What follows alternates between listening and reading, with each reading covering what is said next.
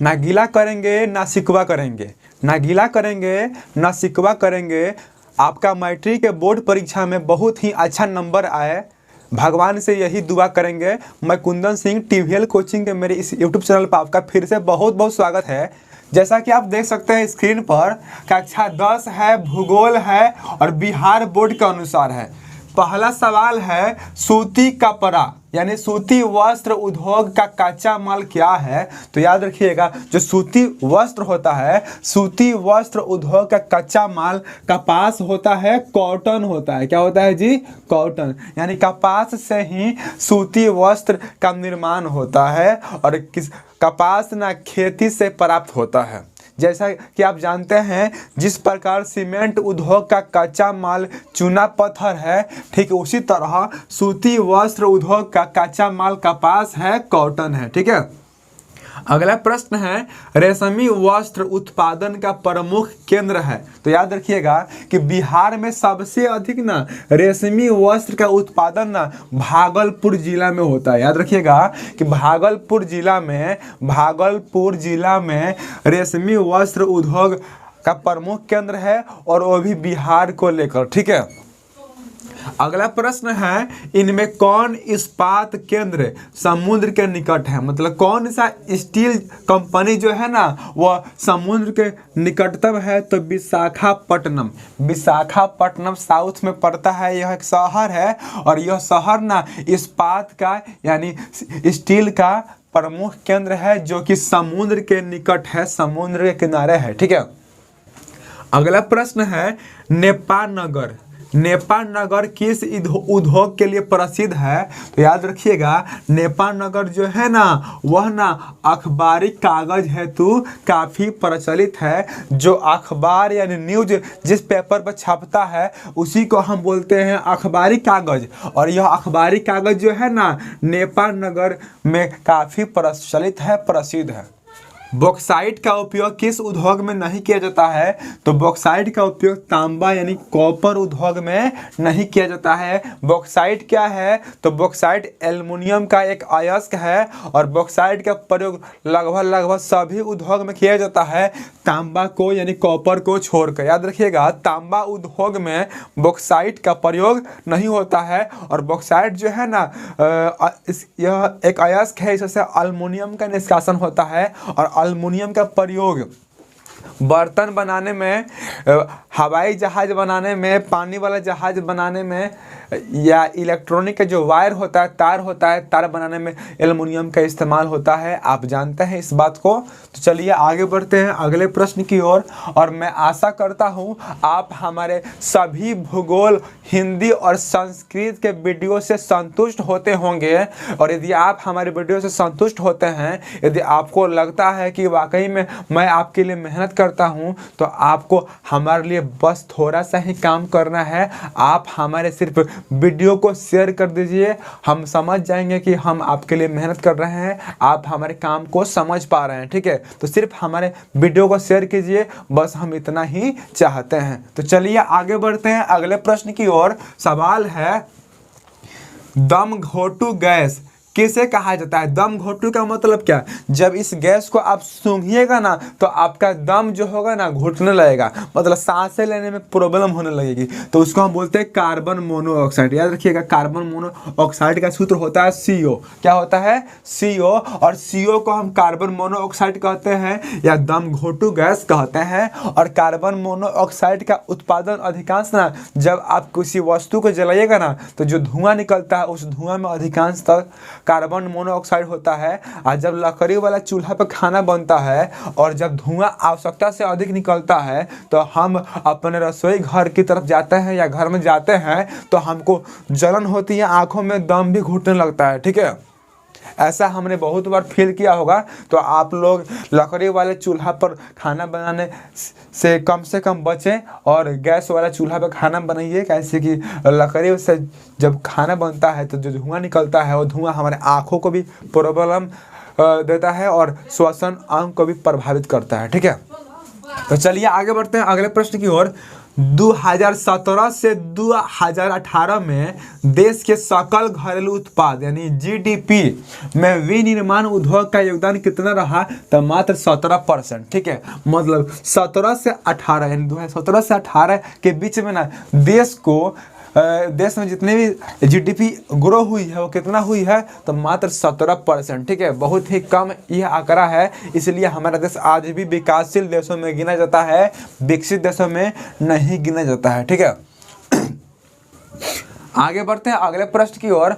अगला सवाल है, किस राज्य में सॉफ्टवेयर प्रौद्योगिकी पार्क नहीं है, तो छत्तीसगढ़। यानी सभी जगह यानी सभी राज्यों में आपको सॉफ्टवेयर प्रौद्योगिकी पार्क मिलेंगे, लेकिन छत्तीसगढ़ एक ऐसा राज्य है जहां पर सॉफ्टवेयर प्रौद्योगिकी पार्क नहीं है। ठीक है, और छत्तीसगढ़ की राजधानी है रायपुर, आपको पता होगा। आगे बढ़ते हैं, अगला सवाल है, लगभग कितना डेसिबल की तीव्रता वाली ध्वनि ठोस पदार्थ में छेद कर सकती है, तो 210 डेसिबल। यानी 210 डेसिबल का यदि आप साउंड उत्पन्न करते हैं तो वह साउंड ना इतना डेंजर होगा कि वह ना पदार्थ में छेद भी कर सकता है। ठीक है, और पता है अधिक तेज जो ध्वनि होती है वो ध्वनि जानलेवा भी साबित हो सकती है, उससे लोगों की जान भी जा सकती है। ठीक है, हमने एक सीआईडी के एपिसोड में देखा था कि ना एक बड़ा सा डीजे था और डीजे के पास ना एक लड़का को कहा गया कि आप ऐसे खड़े हो जाओ, हम आपका फोटो खींच रहे हैं। और एक बैग है ना डीजे को बजा दिया गया है, डीजे से इतना तेज ध्वनि निकली कि उसका कान का चदरा फट गया, कान से खून निकलने लगा और बच्चा मर गया। तो आप ये घटना सचमुच भी घट सकती है। मतलब तेज ध्वनि वाली जो तेज डेसिबल से उत्पन्न जो ध्वनि होगी ना, वो ध्वनि आपके लिए खतरनाक साबित भी हो सकती है। डेसिबल अधिक होने के कारण उस ध्वनि से किसी आदमी की मृत्यु भी हो सकती है, इसलिए ध्वनि भी बहुत ही खतरनाक है। यदि 200 डेसिबल की ध्वनि को हम यदि उत्पन्न करते हैं तो वह ध्वनि किसी पदार्थ में छेद भी कर सकता है। ठीक है, अगला प्रश्न है, इनमें किस गैस के रिसाव से भोपाल गैस त्रासदी हुई थी? याद रखिएगा, ये इस सवाल को आप याद रखिएगा क्योंकि ये सवाल जो है ना मैट्रिक के बोर्ड परीक्षा में कई बार पूछा गया है। इनमें से किस गैस के रिसाव से भोपाल गैस त्रासदी हुई थी? तो इसका ना राइट ऑप्शन होगा मिथाइल आइसोसाइनेट। क्या होगा जी? Methyl isocyanate. इसको हम शॉर्ट में MIC भी कह सकते हैं। ठीक है, याद रखिएगा कि भोपाल में एक खाद और कीटनाशक बनाने वाली कंपनी से मिथाइल आइसोसाइनेट नामक विषैली गैस का रिसाव हो गया। रात को आदमी सोए ही रह गए, बहुत लोग आँख से अंधे हो गए, विकलांग हो गए।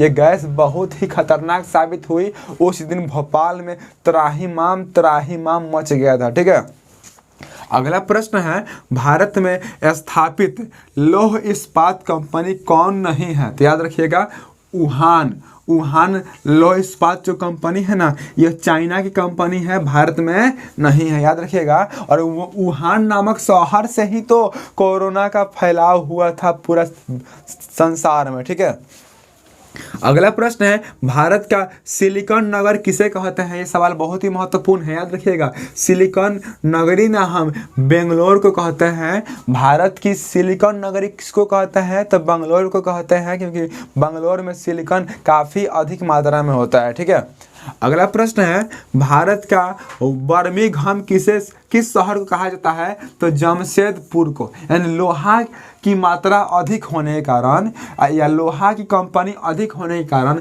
जमशेदपुर को ना हम बर्मिंघम कहते हैं। और इसी शहर में टाटा आता है और टाटा का कंपनी की स्थापना यहीं से हुई थी। ठीक है, Tata iron and steel company, जिसको हम शॉर्ट में टिस्को भी कह सकते हैं, इसकी स्थापना जमशेद जी टाटा ने की थी सन 1907 ईस्वी में। इस बात को आप याद रखिएगा। ठीक है, तो आगे बढ़ते हैं अगले प्रश्न की ओर। सवाल है, इनमें कौन एक उपभोक्ता उद्योग है? तो चीनी उद्योग जो है ना उपभोक्ता उद्योग है, क्योंकि चीनी का इस्तेमाल प्रत्येक लोग करते हैं। अगला प्रश्न है, इनमें कौन संचार का साधन नहीं है? तो सिनेमा हॉल जो है ना संचार का साधन नहीं है। संचार का साधन कहने का मतलब क्या? संदेश को एक स्थान से दूसरे स्थान पर पहुंचाना। और संचार का सबसे प्रमुख साधन है सार्वजनिक टेलीफोन और मोबाइल, ठीक है, क्योंकि सबसे अधिक संचार यानी संदेश का आदान प्रदान मोबाइल के द्वारा ही होता है, ठीक है। अगला प्रश्न है, पक्की सड़कों की लंबाई की दृष्टि से प्रथम स्थान पर कौन सा राज्य है? तो भारत में महाराष्ट्र एक ऐसा शहर है जहां पर पक्की सड़क की जो लंबाई है काफ़ी अधिक है, ठीक है। भारत का महाराष्ट्र एक ऐसा शहर है जहां पर पक्की सड़क की लंबाई काफ़ी अधिक है। और स्टेट में भी सड़कें हैं लेकिन उनकी लंबाई कम है, महाराष्ट्र में अधिक लंबी सड़क है, ठीक है। अगला प्रश्न है, भारत में रेडियो का पहला प्रसारण किस वर्ष हुआ? तो सन 1923 में, यानी सबसे पहले भारत में रेडियो कब बजा था? तो सन 1923 ईस्वी में रेडियो का संचालन हुआ था, ठीक है। इस बात को आप याद रखिएगा। अगला प्रश्न है, दक्षिण पूर्व मध्य रेलवे का मुख्यालय किस शहर में अवस्थित है? तो इसका राइट ऑप्शन होगा बिलासपुर में। क्या होगा जी? बिलासपुर में। अगला प्रश्न है, भारत का डाक विभाग कितने जोनों में बटा हुआ है? तो भारत का जो पोस्ट ऑफिस है, डाक विभाग है, वह 8 जोनों में बटा हुआ है, ठीक है। लास्ट प्रश्न है, इस चैप्टर का इनमें कौन विशेष आर्थिक क्षेत्र पश्चिम बंगाल में है? तो इसका राइट ऑप्शन फाल्टा हो जाएगा। इसको भी देखिएगा क्योंकि यह भी सवाल कई बार मैट्रिक के बोर्ड परीक्षा में पूछ लिया गया है। तो यदि आप सोचते होंगे कि सर ये किस प्रकार पढ़ा रहे हैं कि सभी पाठ में 20-20 ऑब्जेक्टिव क्वेश्चन है, तो हम आपको बता देना चाहते हैं कि एनसीईआरटी के बुक में ना किसी पाठ में अधिक ऑब्जेक्टिव सवाल है और किसी में कम ऑब्जेक्टिव सवाल है। इसलिए हम ना सभी पाठ को मतलब किसी पाठ को किसी में घुसा दे रहे हैं और 20-20 सवाल का हम आपके लिए सेशन ला रहे हैं जो आपके मैट्रिक के बोर्ड परीक्षा में काफ़ी अच्छा साबित हो सकता है। तो ऐसे ही आप हमें सपोर्ट कीजिए, हम भी आपको सपोर्ट करेंगे और कर रहे हैं। तो आज के लिए इतना ही। अब हम आपसे विदा लेना चाहेंगे। नमस्कार, जय हिंद, जय भारत।